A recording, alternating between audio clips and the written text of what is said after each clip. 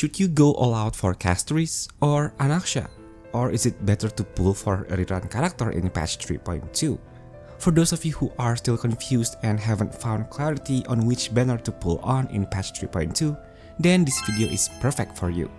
Just for your information, the character banners in the first half of patch 3.2 will feature CASTORICE as the new character along with FUGUE, JIAOQIU, and ACHERON. After that, ANAXA will debut as a new character in the second phase, accompanied by Dr. Ratio.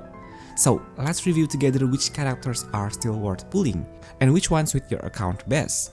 Disclaimer, this video is purely my personal opinion, so you are free to disagree. I'm going to keep the duration as short as possible so you won't get bored.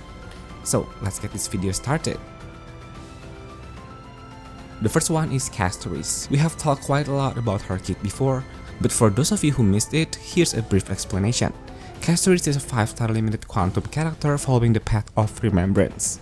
Her damage scales with HP, making her a unique unit that benefits from both HP reduction and consumption within her team. Her main source of damage comes from her Memo Sprite, a dragon that can only be summoned when you first use a technique upon entering battle or when activating CASTORICE's ultimate. Her ultimate uses a special energy system based on HP restoration and reduction within the team. Since the dragon deals AoE damage, CASTORICE performs exceptionally well in AoE situations.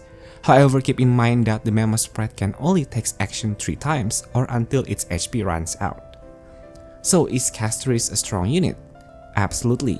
Her Memo Sprite can unleash devastating damage, and thanks to a trace update from a few patches ago, her self-damage output has significantly improved, making her even more effective against multiple enemies. The dragon continuously breathes fire as long as it has enough HP, making her an AoE powerhouse.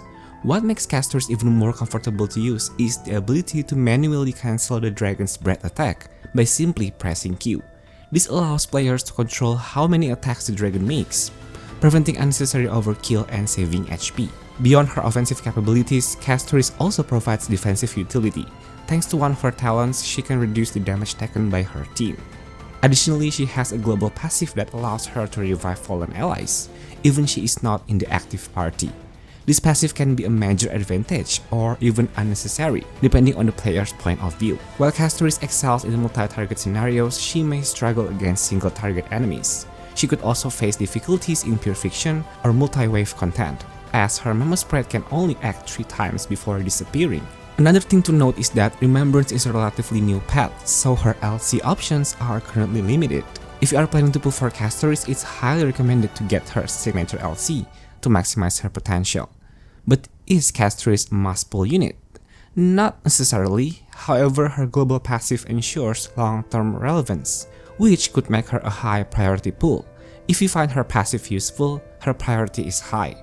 But if you don't think you need it, her priority falls to medium to high. The next one to rerun is ACHERON. She is undeniably a very powerful lightning DPS. She can easily clear all endgame contents thanks to her AoE attacks, and her effectiveness doesn't drop too much even when facing a single target enemies, making her a fairly flexible unit. However, there are certain conditions to unlocking her full potential. ACHERON heavily relies on her signature LC and a dedicated support, specifically JIAOQIU. While she can still function well with the 4-star LC like Good Night and Sleep Well, the difference when using her signature light cone is quite significant. Given the increasing HP inflation of enemies, pulling the complete package, which includes ACHERON, her LC, and JIAOQIU, will be the most optimal setup. If you don't have ACHERON yet, it's recommended to save your budget because you will need to pull for both her signature light cone and JIAOQIU. On the other hand, if you already have ACHERON but she's underinvested, it's better to focus on pulling for her LC and her dedicated support. Looking at her current value, ACHERON's pull priority is at medium level. But of course, you can totally disagree. Let me know your reasons in the comment. Now let's talk about JIAOQIU. He is highly recommended only if you already have ACHERON and want to maximize her potential. JIAOQIU provides a vulnerability debuff to enemies, which can reach up to 40%, and also enhances ultimate damage for the team. This makes him an excellent match for ACHERON, whose main damage output comes from her ultimate. Thanks to his traces, JIAOQIU can consistently apply debuffs and ensure his ultimate is always active before its duration expires. But do you really need JIAOQIU on your account? The answer depends on your situation. If ACHERON is your only lightning DPS and you rely on her to clear endgame content, then his full priority is medium to high. However, if you don't have ACHERON or if your ACHERON is already fully optimized with her LC and even Eidolon too, JIAOQIU's full priority drops to medium to low, or even low. For accounts that don't need ACHERON, his role is not that crucial. Another Fire Nihility unit will also be making her rerun, but with a completely different function. FUGUE is a support character designed specifically for break teams. Her main role in battle is to inflict extra toughness, which adds additional toughness to enemies. This allows break DPS units to trigger the break mechanic multiple times, significantly boosting their overall damage output. FUGUE also enables all allies in the team to deal super break damage, making it unnecessary to rely on the ultimate of Harmony Trailblazer for this role. Essentially, she acts as a replacement for both units, which makes sense considering that the Trailblazer is now more focused on their new Remembrance path. This makes her role very clear. She is a dedicated support for break-oriented teams. If your account already has several break-focused units, especially Rappa, who is currently performing very well as an imaginary DPS, then FUGUE's presence can be incredibly valuable. Right now, it seems like the developers are taking a break from pushing break teams. But who knows, in the future there could be a Remembrance unit that synergizes heavily with break mechanics, making FUGUE even more desirable. However, as of now, she is not a must pull, which places her priority at medium to low. That being said, if you already have break DPS units like Rappa, then her priority can increase. For the 4-star units featured on this banner, Pela, Things, and Gallagher are also worth considering. Pela is already functional at Eidolon 0, making her a solid investment even without additional Eidolons. The same goes for Lynx, though her Eidolons further improve her performance. However, it's not enough to justify spending Stellar Jades just for their Eidolons. The real difference maker here is Gallagher, whose second Eidolon is crucial. This Eidolon is his main source of healing and debuff cleansing, which makes a huge difference in his overall utility. Additionally, his effect resistance boost of 50% to an ally helps prevent them from being CC'd, making him a more reliable healer. Overall, this banner deserves an 8.5 out of 10. It features CASTORICE, who provides high damage output and a long-term investment with her global passive, as well as ACHERON and JIAOQIU package, which is capable of destroying all contents with ease. So what do you think? Are you planning to spend your Stellar Jades or even real money for this Phase 1 banner? For the second phase, we have a new Amphibious character, ANAXA, who also has sparked some controversy among players besides CASTORICE. Many have pointed out that his performance in beta felt underwhelming, leading to mixed opinions.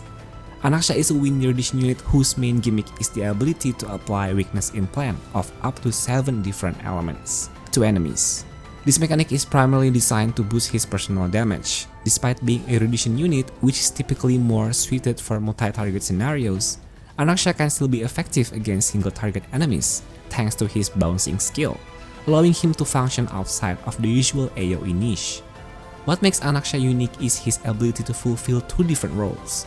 He can act as a main DPS in a hypercarry team or serve as a sub-DPS in a double erudition setup, such as the Herta team. The reason he benefits from 2 erudition units lies in his trace, which provides a damage boost to all allies when this condition is met. Additionally, ANAXA's ultimate applies action delay to enemies, which, when used strategically, can enable hypercarry teams without sustain units. This allows for a full offensive lineup with 2 or even 3 supports, maximizing the team's damage potential. Despite these strengths, many players have complained about his low multipliers, and he has even received some nerfs to certain skills in recent days. However, after watching several showcases online, the nerfs don't seem severe enough to make him completely unviable. But the real question is, should you pull for ANAXA? Some players believe he can replace Jade's role in the Herta team, while others argue that his impact is not significantly enough to justify pulling for him. If your Herta team is already well built and fully invested, skipping ANAXA should be a safe choice. This puts his pull priority at medium level. However, if you think ANAXA would enhance your Hertha team, or if you need a win DPS hyper carry because you don't have Fei Xiao, then his priority can increase to medium to high. Next we have the rerun of Dr. Ratio. Most players already own this unit since Hoyoverse gave him out for free during patch 1.6. But the question remains, is Dr. Ratio still worth pulling for those who don't have him yet? To be completely honest, my personal answer is no. Dr. Ratio's value has significantly dropped due to the introduction of far superior imaginary DPS units, such as Rappa or even Mayday. On top of that, recent endgames content has been favoring AoE DPS characters, or at least blast type attackers from the destruction path. Because of this shift, single target focused units like Dr. Ratio have become less dominant in the current meta. If you are in need of an imaginary DPS, it would be far better to pull for Mayday while his banner is still available, or wait for a Rappa rerun if you are interested in playing a break focused team. Given the current state of the game, it's safe to say that Dr. Ratio has a low pull priority. As for the 4-star characters on this banner, we have Dan Heng, Serval, and Moze. Among them, the most valuable eidolons belong to Moze or Serval. Serval in particular can act as a battery for the Hertha team thanks to her basic attack hitting multiple enemies, though this benefit is already sufficient at Eidolon 1. On the other hand, most hunt units, including Dan Heng, are underperforming in the current meta, making them less appealing to invest in. With all these factors considered, I would rate the second phase banner a 7 out of 10, with ANAXA carrying most of the score. So that wraps up this who to pull video for patch 3.2. Just a quick reminder, you are absolutely free to disagree with the pull priorities and banner ratings I have given in this video. Feel free to share your thoughts in the comments, including who you are planning to pull for this patch, or if you are choosing to save your stellar jets instead. Thank you so much for your time. If you enjoyed this video, please hit the like button and subscribe for more content. I can't wait to see you all again in the next one. See you guys in the next video.